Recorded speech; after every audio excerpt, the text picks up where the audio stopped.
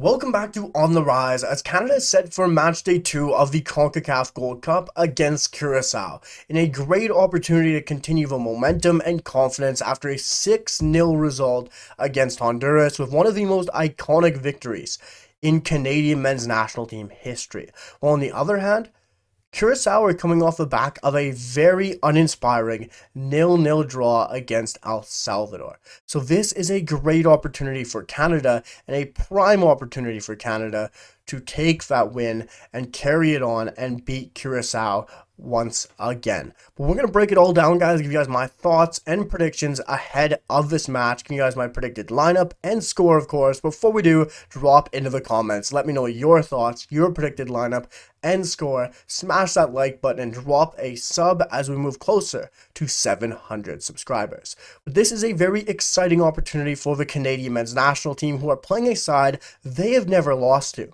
Canada played Curacao 3 times in their history, dating back all the way to 2017. But this is a nation that has only managed to score 1 goal on Canada in 3 times of having that opportunity. Canada's played Curacao 3 times in 2017, beating them 2-1. In 2022, Canada took a 4-0 result, and in 2023, Canada won 2-0. 3 times of asking, Canada has risen to that occasion and beaten Curacao 3 times. Sometimes not in the best conditions, sometimes not with the best eras of the Canadian national team. So this is the best opportunity to continue that run and continue that streak for Canada, who are running on form, running on confidence, and are arguably playing their best football ever. And especially under Jesse Marsch after one of the most iconic wins, which we will be talking about for years, against Honduras. And Curacao are running into Canada at the utterly worst time. But on the other hand, Curacao, yes, having an uninspiring 0-0 draw against El Salvador, are still in a good run for themselves. They're coming onto a run right now of 8 games without a defeat, 8 games without a loss. And yes, of course, some of them aren't against some of the best teams, beating St. Lucia once or twice, beating Guadeloupe. But there is a result to talk about in there with a 5-1 victory against Haiti. That is something you can't just skip over. Haiti are a decent opponent, they're a decent side, which we've seen at the Gold Cup at certain moments. But Curacao has still not lost in 8 games. And yes, like I said, it's against weaker opponents, but they're still not losing. They're still hard to break down.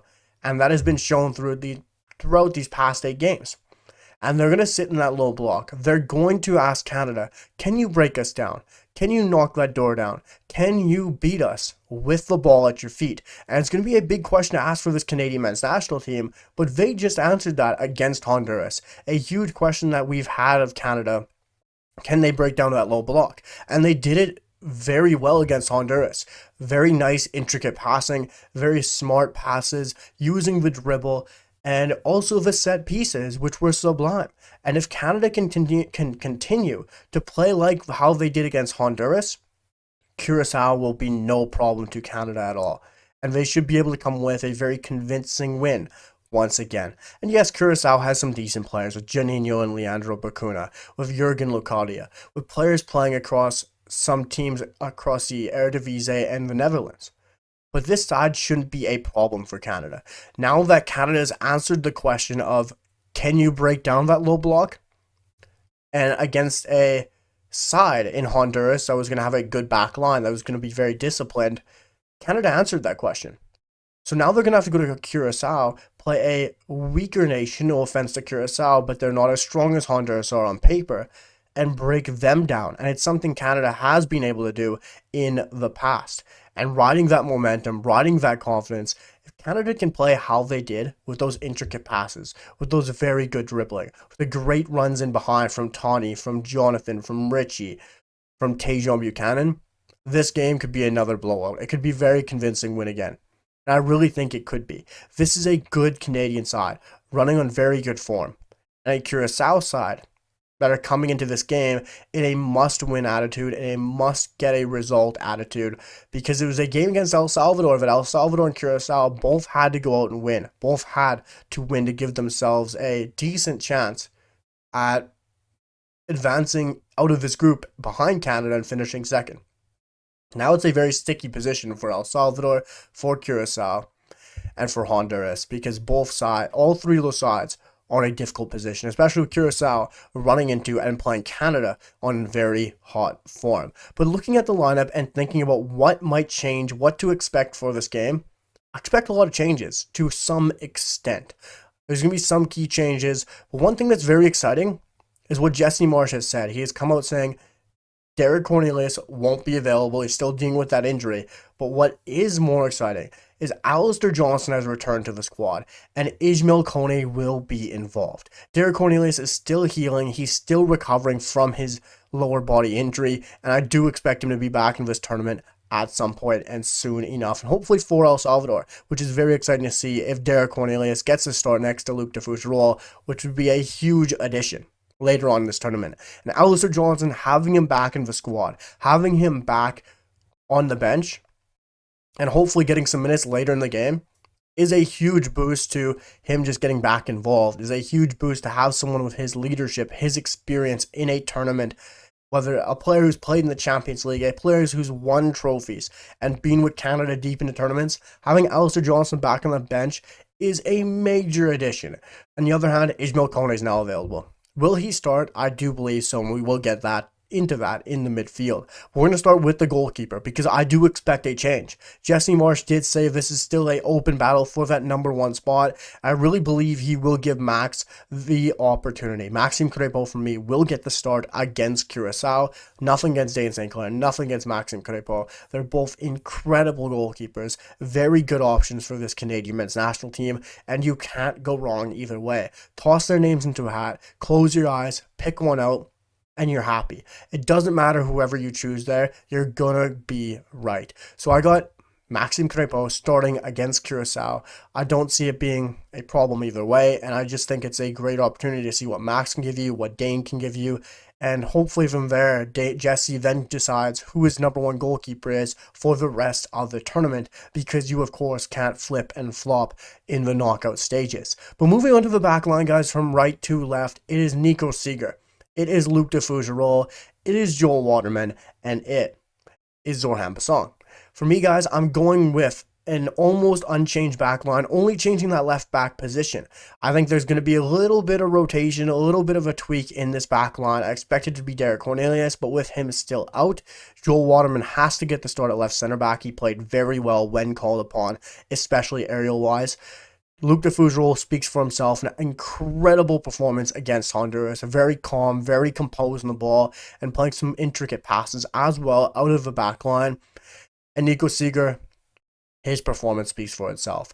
At home, the hometown boy gets his debut goal, and his first ever goal for the Canadian men's national team at home was absolutely incredible. But the work he did playing and spreading passes around the pitch and making nice overlaps for Tajon Buchanan, Nico Seeger is locked in at right back right now, at least until Alistair Johnston gets his fitness back, and maybe we could see Nico Seeger in the midfield. But Zorhan Bassong starts at left back because I do expect some sort of change in the back line. Give Richie Laryea a bit of a rest. You don't want to run him into the ground, especially since he is returning fully from an injury before the Canadian Shield. Let Richie Laryea ease in. Let Zorhan Bassong get a start. Let him get to prove himself against Curacao, who are still a decent nation, and let Zorhan Bassong continue to prove why he is the second best left back available currently. We're moving on to the midfield.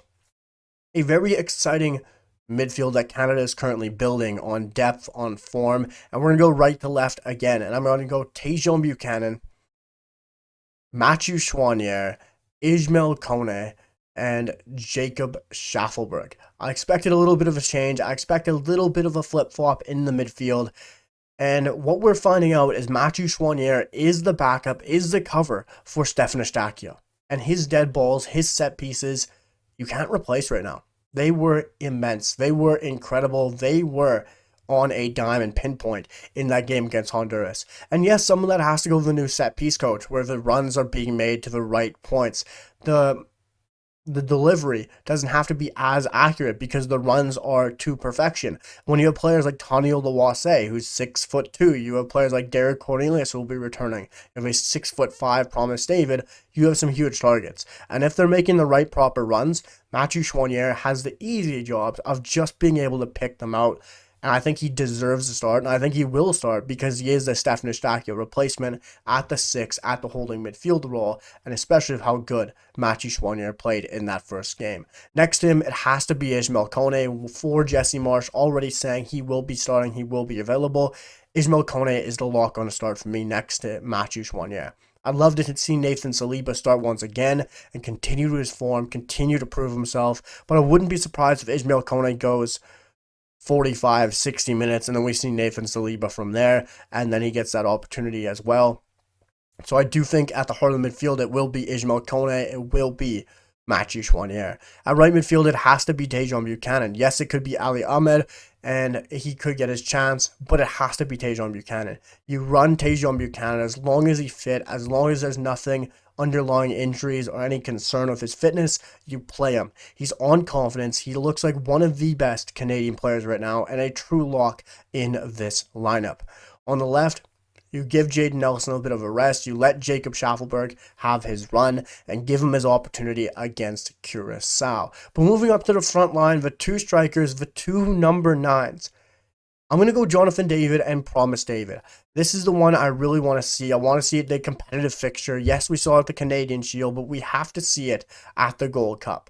And it's going to be very interesting to see how Jonathan David and Promise David play against a true low block, a true side that are sitting back and soaking up pressure. I think it's going to work to perfection, but it would be great to see it against Curacao, because Tony Oluwase played great against Honduras. I don't know if they're going to shake things up, if they're going to try Jonathan David with a new partner, if they're going to let Tony go to the bench and take a bit of a back seat in this game and let him rest, let him get his fitness back, and maybe run Jonathan and Promise from the get-go, and then sub on Daniel and Kyle, because Kyle Larin is seemingly becoming the backup for Jonathan David, who seem to play the same roles now as number 9s, sitting in, collecting possession, and being able to spray the ball around, and also being able to be that striker that people play through, but can also score goals. Yes, Kyle hasn't scored goals in a while, which is why he is the perfect backup for Jonathan David at this moment in time, while you have Tawny, you have Promise, you have Daniel, all in the other striking position. So I would say Promise starts this game, let Daniel Jebison come in for him, and let Tawny get some rest this game. So that is my lineup, guys. Let me know your predicted lineup. But my score prediction, truly don't know what to predict. After that first game against Honduras, I went with 3-0 for Canada against Honduras, and that got blown out of the water. That got called disrespectful towards Honduras, but it ended up not being, because Canada put 6 past Honduras and could have been a lot more. And to say the least, I think it could be even worse. It could be on that same level as Canada versus Honduras was. Honduras was a more structured side, they're a more physical side, and they're usually a more well set up side. Honduras is a side that's been at World Cups, they've been predominantly there, and they had a good team. But Canada quieted Romel Kyoto, they quieted Lozano, they quieted Palma, and Canada never had any worries. And they played through that back line of Honduras like very well, like a knife through butter. And it was very interesting to watch because I didn't expect us to play that strongly. And I'm going to say Canada beats Curacao 4-0. Yes, that might be a lot of goals. Yes, that might be called disrespectful again, but I truly think Canada can beat Curacao that convincingly. And it would not shock me again if Canada did that, because of how well they played against Honduras. Also, factoring how poorly, in some sense, Curacao played against El Salvador. Curacao had to go out and win that game, and they did not do so. No disrespect to Curacao. I think they have some great players. I think they are a decent nation. They're up and coming, acquiring dual nationals. But Canada has the history of 3 wins against Curacao, never losing, only conceding 1. They're on form, the best Canada's ever playing, and this is a great opportunity to do so. Guys, let me know your thoughts down below in the comments. Let me know your predictions, your lineup predictions, and score. Hit that like button and drop a sub, and I'll see you guys for the next one. Peace.